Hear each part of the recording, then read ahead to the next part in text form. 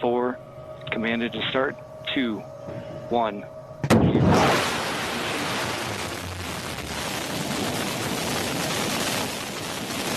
And liftoff.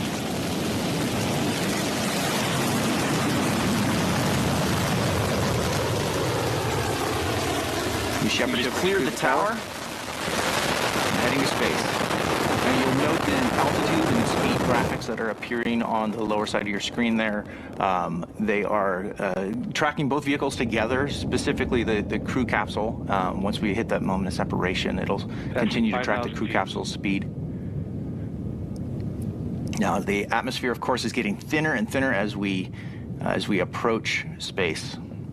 10,000 feet. BE3 at the moment is approaching 100% power level. And next up, you're going to see max Q. This is the moment where the aerodynamic stress at the vehicle is on its maximum. As we do that, the BE3 engine is going to throttle back just a little bit as we pierce through the atmosphere.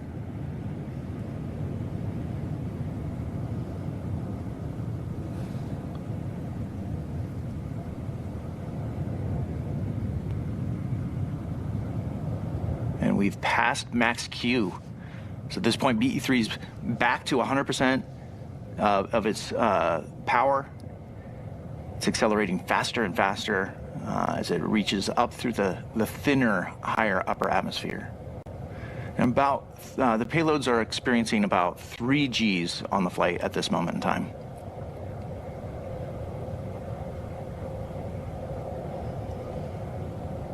About a minute, 45 seconds of boost so far. Now, the velocity meter, as you can see, is not correct. We're going much faster than 25 miles per hour, so ignore that. Trust your eyes as you watch that vehicle fly.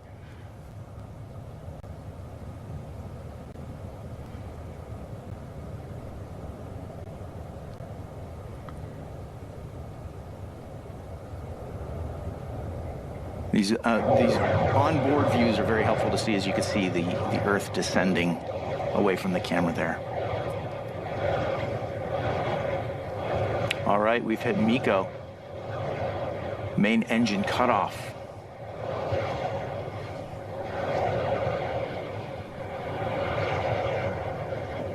Shortly here, we'll see separation. All right, that's the 0G indicator there means that we have reached separation of the 2 vehicles, and now the crew capsule and the booster are now coasting to their apogees simultaneously, and you can see that clean separation now between those 2 vehicles. Very, very pretty. That's a good, clean view.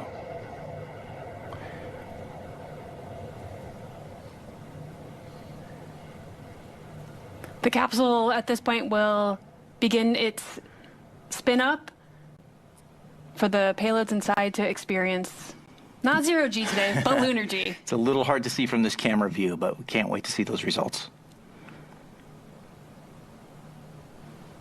Now, the booster has begun its descent. You can see that booster is making, there's a lot of separation there between the crew capsule, the top picture, and the booster down below.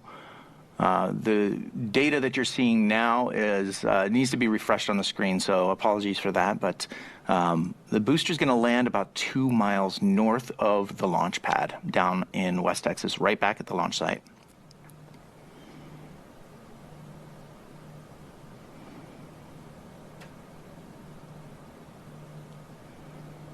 And I'm hearing that the crew capsule is at full lunar G roll, so it has reached full lunar G, those payloads experiencing that, conducting their experiments,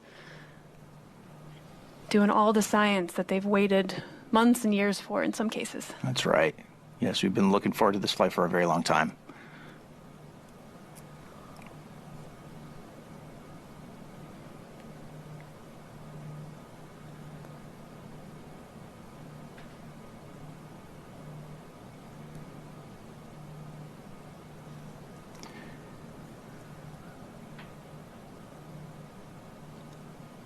Now, you notice the last time we tried to do this launch, there was a cloud cover. Today, there's no clouds, so our long-range cameras are able to clearly see the view all the way up to space and track both vehicles together. And you can see that booster is descending. Now, it's at this point in time, it's re-encountering the atmosphere. and it'll begin using its steering fins to be able to guide it autonomously all the way back to the launch pad, or not the launch pad, but the landing pad, which is very, very much nearby, about 2 miles north of the launch pad.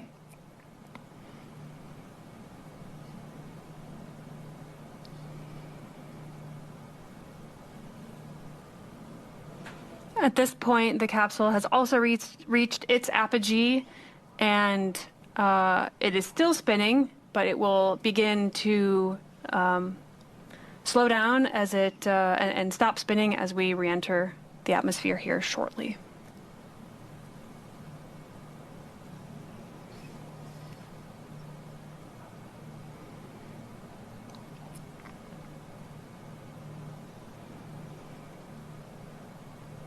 It's a very clean, long shot from our long-range camera on the ground in West Texas. Now we're tracking the vehicles now.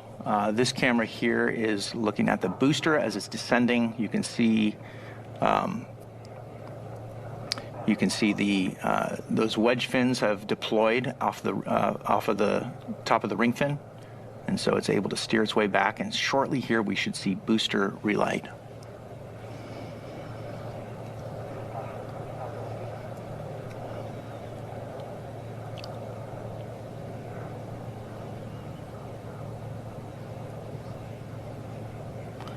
All right, here's a nice side-by-side to see the crew capsule on the left side and the booster on the right side of your screen as they're both descending. The booster is winning that race to the ground. It's nearing the ground right now. Those air brakes have deployed, which is really cutting the booster's velocity down. Again, ignore the stats that you see on the screen. Those are not accurate today. All right, there's engine relight.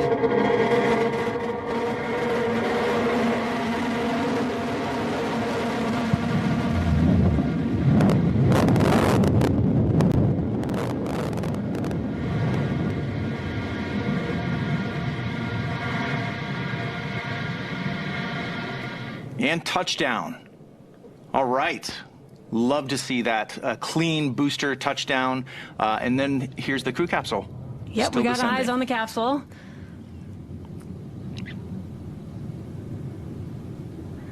As you've noticed, it stopped its spinning maneuver. The payload's inside. We are re-entering the atmosphere. We've experienced up to 5 Gs on descent. We're awaiting parachute deployment. Let's take a look.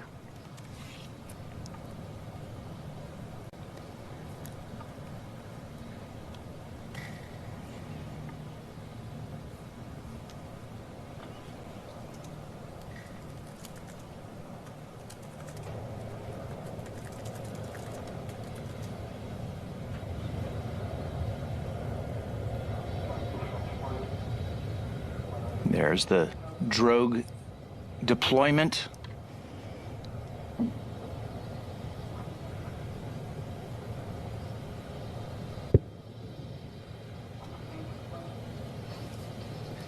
And there you see the main parachutes being pulled out by those drogues. Beautiful. Beautiful. We love to see it. Now, if you've got a keen eye, you might note the parachutes have a slightly new design. And you can see one of those is lagging on its inflation, but that's all right. We've designed the system to have backups to the backups. This system can safely land with fewer than 3 parachutes. So we're going to continue following this as it approaches the West Texas desert, and it looks to me like the stats that you're seeing on the screen are accurate there for the capsule descent. That's the correct expected descent speed for the capsule after the parachutes have deployed. Right about 16 miles an hour. You can see this is a shot from one of our drones. You're seeing the little bit of a helicopter, the blade of the drone there. Yeah, now as we descend under parachutes, now they are essential for providing a gentle touchdown of our capsule. But like Joel said, we've got many backup systems. One of the nominal systems we use for touchdown is our retro thrust system. That might kick up a little bit of dust here. Let's take a look. And that third chute looks like it has now inflated, which is great. And touchdown. All right. Beautiful touchdown of the capsule today on our 29th mission here. Incredible to see. Now our capsule recovery team is currently driving out in a convoy.